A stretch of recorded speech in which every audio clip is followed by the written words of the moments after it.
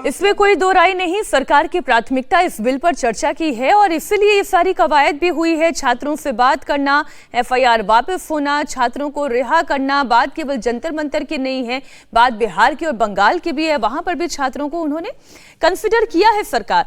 अब हम बात विपक्ष की रणनीति की कर रहे हैं, जो एक ट्रेलर कल राहुल गांधी ने पार्लियामेंट प्रीमाइसेस में दिखाया था और सीधा सीधा अमित शाह को वो टारगेट कर रहे थे। आज उनकी रणनीति क्या होने जा रही है? देखिए, अभी भी आपने पहले खबर जब शुरू की तो बताया आपने कि मनीष तिवारी ने काम रोको प्रस्ताव दिया है।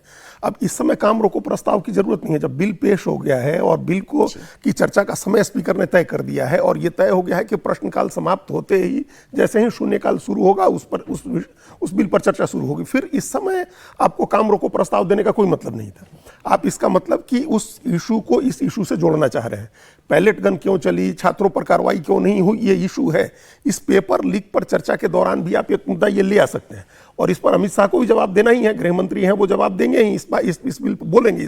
जवाब न भी दें तो बीच में इंटरवेंशन होगा उनका, इस बिल पर बोलेंगे वो, तो उस समय वो बोल भी सकते हैं। इस मामले में अलग से इस इशू को ले आना, ये अपोजिशन का डाइवर्ट करने की टैक्टिक्स है कि एक डाइवर्ट करके एक ऐसा इमोशनल इशू इसमें जोड़ दो जिस इमोशनल इशू से हम फिर युवाओं में उबाल, जो छात्रों में गुस्सा और उसको हम लोग पैदा करते रहे और अमित शाह को अब टारगेट करो कि अब एक तो हो गया जी। ये बार बार कहा जा रहा है सोशल मीडिया में, ये विपक्ष का इकोसिस्टम लिख रहा है कि एक विकेट गिर गया। भाई एक विकेट गिर गया तो क्या 10 विकेट गिराना है? कोई क्रिकेट का मैच हो रहा है कि 10 विकेट गिरा करके पूरी टीम को आउट करना है, मैच जीतना है? ये मैच नहीं चल रहा है ना। टीम तो इलेक्शन में ही आउट होती है। ये मैच नहीं चल रहा है ना। ये मैच ये बच्चों के, युवाओं के भविष्य का सवाल है, जिस पर इतनी बड़ी पहल हुई है। आप इसमें कोई पॉजिटिव सुझाव दे सकते हैं इस कानून को लेकर के, तो चर्चा में वो रखिए और दूसरे जरूरी मुद्दे आप चर्चा में ले आ लीजिए। अलग से उसको डिस्टर्ब करने की कोशिश नहीं करनी चाहिए। इसका मतलब ये है आपके नजरिए में विपक्ष एक डिस्ट्रप्शन क्रिएट करने की इसलिए कोशिश कर रहा है क्योंकि उसे लग रहा है कि ये मौका है यहाँ से वो जितना ब्राउनी पॉइंट स्कोर कर ले। सिर्फ बिल पर चर्चा होगी और ये बिल पास होगा तो इसका तो सारा एडवांटेज सरकार को मिलेगा, सरकार को क्रेडिट मिलेगा। बात यही है सज्जन जी कि क्या सरकार छात्रों को मनाने में कामयाब हो गई है? देखिए, जो कदम है वो काफी रिकंसिलिएटरी है। अभी कल रात में ही देखिए बिहार और असम में भी एफआईआर खत्म हुआ। सौरभ दास और जो अभिषेक रांका है उनको बुला के कहा गया। तो सरकार के आशुतोष रांका, तो सरकार की तरफ से जो कदम उठाए जा रहे हैं वो बिल्कुल ये है कि जो सेंटिमेंट है, जो उनके डिमांड है, जहां पे सरकार शुरू में सख्त रवैया अपनाना चाहती थी वहां पे भी सरकार रिस्पॉन्ड कर रही है।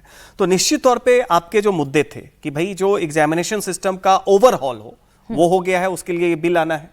और इस पे देखिए सीजेपी या बाकी जितने भी प्रोटेस्टर्स थे उनकी तरफ से इस पे कहीं भी कमी नहीं बताई जा रही है कि इसमें ये नहीं है, वो नहीं है। जो कुछ भी है वो संतुष्ट है।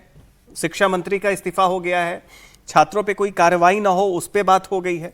तो उस तरीके से अब ये सारा का सारा जो दारोमदार है, अब बाकी विपक्षी पार्टियों का ये है कि इस पूरे छात्र आंदोलन से उन्हें क्या लाभ मिलेगा। अब देखिए, पार्लियामेंट को डेलिबरेटिव चैम्बर भी कहते हैं कि वो चर्चा करने का चैम्बर है। आप एक तरफ तो कहते हैं कि साहब हमें सरकार बोलने नहीं देती है, हमारी तरफ कैमरे नहीं रहते हम जब बोलते हैं, और यहां पे जब बिल पेश की जा रही है जिसपे छात्रों का डिमांड है और उन्होंने इस मुद्दे पे सरकार के निर्णय से संतुष्ट होकर अपना आंदोलन वापस लिया है, अब आप उस पर चर्चा जब नहीं होने देना चाह रहे हैं तो मतलब कि आपकी प्रतिबद्धता छात्र आंदोलन के साथ भी कहीं ना कहीं संदिग्ध है।